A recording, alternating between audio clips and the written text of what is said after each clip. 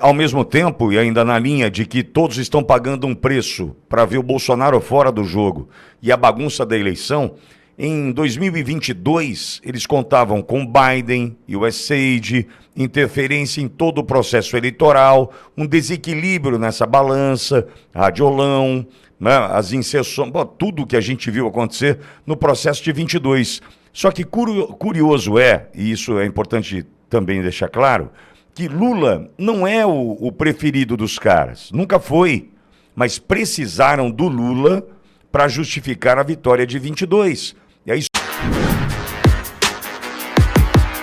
Olavo é do Carvalho, melhor canal de corte do YouTube. Opa, eu sei que você não aguenta mais ouvir, eu pedi para você fazer o triplo C, curtir, comentar e compartilhar, mas eu peço porque 4 entre cada 10 pessoas sequer estão inscritas no canal e a maioria não ativa as notificações e nem curte o vídeo e isso prejudica o nosso algoritmo. Então ajuda a gente aí, brigadão. Acontecer. Mas sabe, Max, o que mais me incomoda é saber que todos esses inocentes são 300 famílias ou mais na Argentina, fora da base, sem falar a língua dos caras, crianças tentando se adaptar em escolas por conta de uma mentira, porque tudo isso foi criado para prender o Bolsonaro. E tudo isso foi criado para prender o Bolsonaro e acontecer exatamente o que está acontecendo agora. Essa bagunça no processo eleitoral para 2026. Veja, não é um plano, acabamos com o Bolsonaro, não. É acabar com o Bolsonaro, é ter uma eleição bagunçada porque está bagunçada. Vai dizer que não? Imagine o seguinte, se tem uma carta do presidente Bolsonaro dizendo que Marcos Polon é o seu nome para o Senado do Mato Grosso do Sul e essa vontade do presidente não está sendo respeitada, tem alguma coisa errada. Então, veja, depois a gente até pode entrar nesse assunto, mas só queria voltar ao ponto, Max, Edu, que essas prisões, tudo isso aconteceu, vidas absolutamente destruídas, tudo isso para atrapalhar o processo eleitoral de 26 com a prisão do presidente Bolsonaro, Max. Exatamente, Pitoli. É importante lembrar disso, viu? É importante a gente lembrar do motivo, do porquê, qual é a causa primeira de toda essa história, né? De todo esse sofrimento, de todas essas ilegalidades, essas arbitrariedades que o Alexandre de Moraes tem feito com mais, sim, são mais de 1.000 pessoas envolvidas. Se a gente contar os familiares, aí são milhares de pessoas inocentes que estão sendo alvo dessas arbitrariedades. Sim, quando você coloca em perspectiva, eu acho que na história do Brasil não houve algo tão terrível como a prisão desses inocentes. São pessoas trabalhadoras, pessoas honestas, pessoas que nunca tiveram uma passagem na polícia, com 60 anos, com 70 anos ou mais. Assim, é completamente absurdo o que a gente está vivendo no Brasil. Toda essa situação do 8 de janeiro, ela é uma anomalia tão grande, que, sinceramente, todos os ministros devem responder por isso. Mesmo aqueles que não estão do lado do Alexandre de Moraes, porque, olha, o que você poderia ter feito por esses inocentes e não fez? O Fux agora está voltando atrás, né? O Fux agora está julgando, aí, tomando decisões em relação à anulação do processo, que é, na verdade, a solução verdadeira, porque a anistia já é uma concessão. Quando a gente fala aqui da anistia, é importante lembrar, a anistia já é uma concessão. O que deveria se fazer realmente é a anulação de todos os processos e indenização de cada um. Isso é o que deveria se fazer se nós estivéssemos num país sério.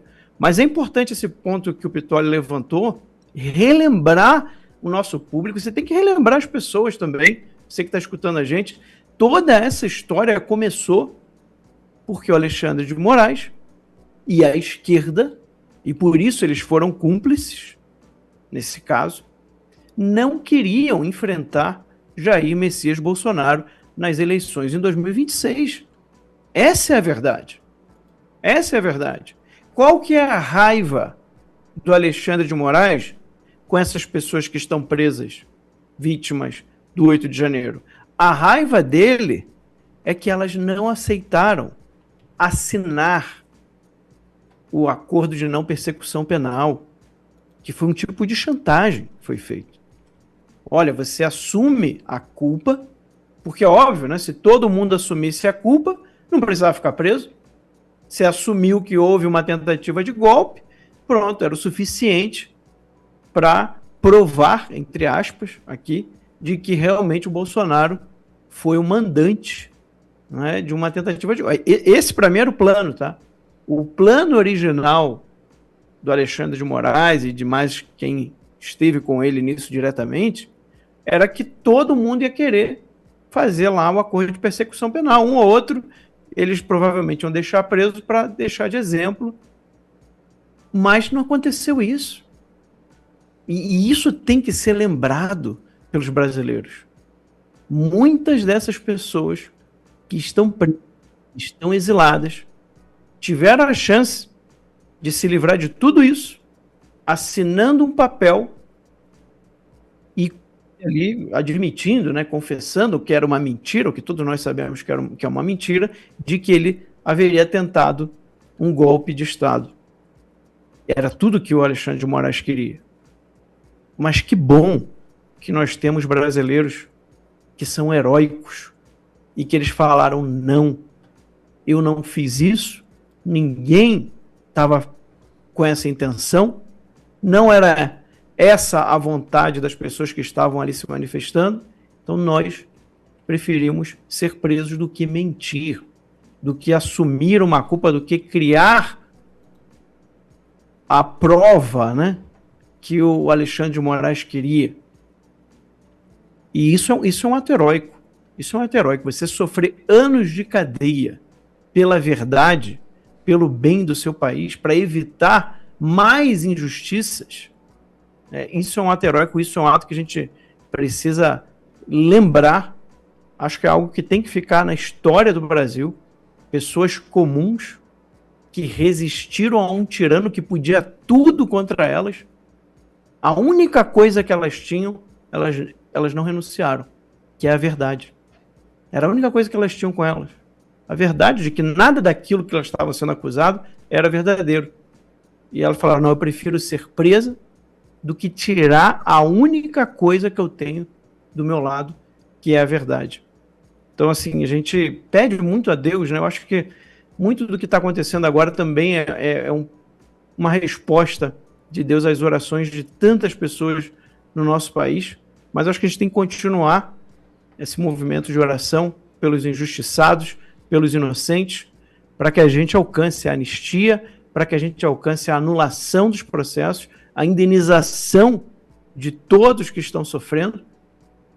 E quem sabe, né, Petróleo, o quanto antes a gente poder ter de novo o Jair Bolsonaro nas ruas, de novo o presidente Bolsonaro com o povo. É algo que eu acho que vai lavar a alma de todos nós, Petróleo. Eu concordo, Max. Agora, ao mesmo tempo, e ainda na linha de que todos estão pagando um preço para ver o Bolsonaro fora do jogo e a bagunça da eleição, em 2022 eles contavam com Biden, USAID, interferência em todo o processo eleitoral, um desequilíbrio nessa balança, radiolão, né, as inserções, tudo que a gente viu acontecer no processo de 22. Só que curioso e isso é importante também deixar claro, que Lula não é o preferido dos caras, nunca foi, mas precisaram do Lula para justificar a vitória de 22. E aí... Fala, amigos do canal. Tá gostando desse vídeo? Então não esqueça de deixar o like, comente quanto quiser e compartilhe com seus amigos e inimigos por um Brasil melhor e mais justo. Inscreva-se no canal e nos ajude a chegar a 1 milhão de inscritos. Não saia daí que o melhor desse vídeo ainda está por vir. Soltam Lula, Lula vence. Sabendo que Lula seria o desastre que se confirmou, eles precisariam tirar Jair Messias Bolsonaro do páreo de qualquer jeito. Mas não só o presidente Bolsonaro, aqueles que o apoiavam também e o apoiam até hoje, nas redes sociais, onde o Bolsonaro é campeão de engajamento. Então, Edu, é importante também lembrar, né? Não tem mais Lula para justificar uma vitória, né, em cima do presidente Bolsonaro. Quem eles têm? Que Lula é esse que vem para a disputa agora? Então o sistema não quer mais o Lula. Já entendia isso. E precisaria bagunçar todo esse tabuleiro para a gente chegar com presos inocentes e o presidente Bolsonaro nessa situação. Edu. Perfeito, Pittoli. A tentativa sempre da esquerda, né, como um todo aqui, agora eu me refiro a essa parte ideológica marxista, ela sempre tenta, primeiro, a difamação, né, a destruição da reputação, o assassinato da reputação. Tentaram fazer isso, não deu certo. E aí foram para a parte de tentar incriminar, para a parte da calúnia, difamação, né, dos crimes contra a honra lá, está em discussão recentemente, está em debate, e aí não deu certo. E aí todo mundo sabe, até o pessoal brincava, quanto mais bate em Bolsonaro é igual massa de bolo, mais Bolsonaro cresce. E aí não deu essa forma de assassinato de reputação. E aí começaram a parte de cavar a situação usando o Ministério Público. Então aí veio a parte do cartão de vacina, veio a parte de importunação de baleia e outras coisas, né? Todo mundo chega até a ser estúpido você mencionar as situações que o Ministério Público tentou oferecer denúncia, né, incriminando o presidente Bolsonaro. Não deu certo também, as pessoas não se importavam com isso. E aí veio também do uso de máscara, né? Eu estava tentando lembrar outro, o uso de máscara também foi um insucesso. Aí eles viram que não tinha forma. Então como é que a gente vai tirar esse sujeito do cenário político? Tentaram anular toda a prerrogativa da presidente da República de 2019, 1º de janeiro de 2019 até 2022, tentaram anular todos os poderes da presidente da República de qualquer forma. Vocês devem bem se lembrar que as diretrizes durante a pandemia do Ministério da Saúde, o que antes era dada pela União, passaram a ser delegadas para os estados e municípios, né? Deixaram de forma autônoma. Tudo bem, descentralizando para a gente que tem essa linha ideológica, é bom, mas a forma que estava sendo feita pelo Jair Bolsonaro, ele já estava ciente do que viria a ocorrer e como estava sendo a abordagem em pandemia. Tiraram esse poder dele, a gente votou nele, foi até aquela reunião, ele com os ministros lá, que foi revelado, lá, ele falando em palavrão, né? O pessoal achou que isso iria acabar com a imagem do presidente, pelo contrário, né? Fortaleceu a imagem do presidente, nós votamos nele para isso mesmo, para ele ser aquele representante que conduziria o Brasil naquela situação grave que o mundo nunca tinha passado de pandemia. E aí eles viram realmente, olha, não tem mais o que fazer.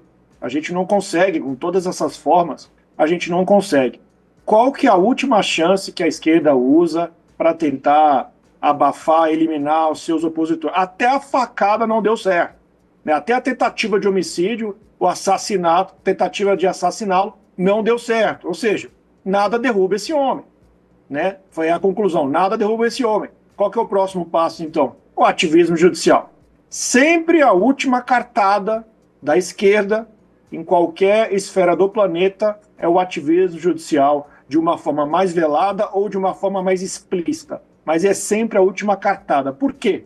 Porque a forma judicial você não tem como questionar se o seu opositor segue o rito, né? Se a gente desrespeitar o rito, facilmente nós seremos enquadrados. Agora, a eles tudo pode. Por isso que a gente vê claramente que várias personalidades, né, personalidades, agentes da esquerda, eles atuam e nada acontece com ele. É mero dissabor do cotidiano, mera crítica, né? Você pode cuspir no outro, chamar de fascista. Evidentemente, tivemos decisões favoráveis a alguns de direita que processaram, pediram indenização e tiveram sucesso, mas, no geral, a gente sempre vê esse dois pesos, duas medidas, dessa forma né, até desonesta, né? Não tem nenhum aspecto do princípio da isonomia.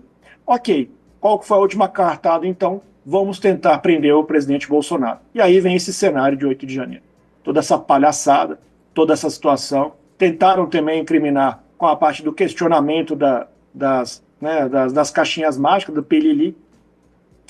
Depois, antes, o presidente Bolsonaro revelou aquele inquérito lá, que acho que a gente nem pode falar, também proibiram de falar daquele inquérito que teve um hacker, vocês lembram bem, numa live que ele fez até na época dos Pingos nos Is na Jovem Pan, e simultaneamente o Tribunal Superior Eleitoral teve aquela situação patética, começou a tuitar simultaneamente, ao mesmo tempo que estava ocorrendo a live, né, com uma espécie de contraposição à live que o presidente Bolsonaro estava realizando.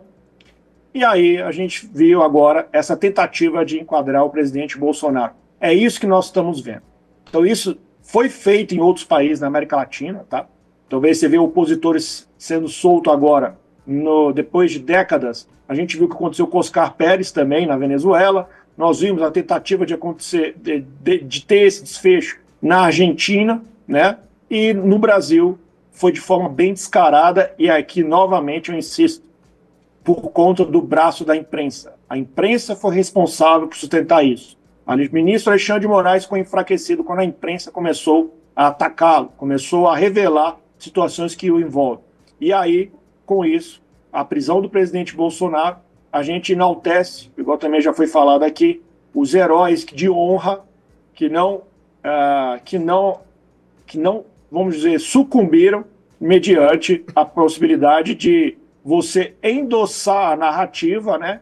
E, por sua vez, acabar dando corpo jurídico, como se fosse possível, porque mediante a coação, um corpo jurídico para que fosse tudo colocado, falando em português claro, na conta do presidente Bolsonaro. Então, tá vendo? As pessoas assinaram o termo de culpa, eles falaram que estava relacionado com você. Mais de 1.000 pessoas com o senhor. Então, tá muito claro o motim, tá muito clara a articulação, o senhor deve ser condenado. Não deu esse lastro, não teve esse lastro documental.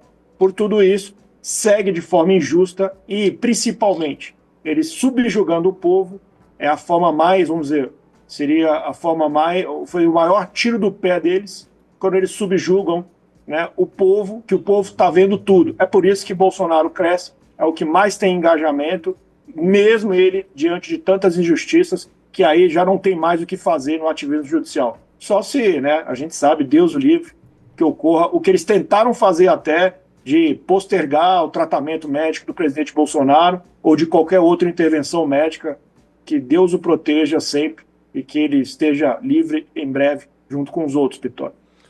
Obrigada por assistir o vídeo até o final. Se você já chegou até aqui, confere se já está inscrito no canal e se já deixou aquele like generoso. Estamos quase chegando a 1 milhão de inscritos e a sua ajuda é muito importante para levar o canal Olavo Edu Carvalho mais longe.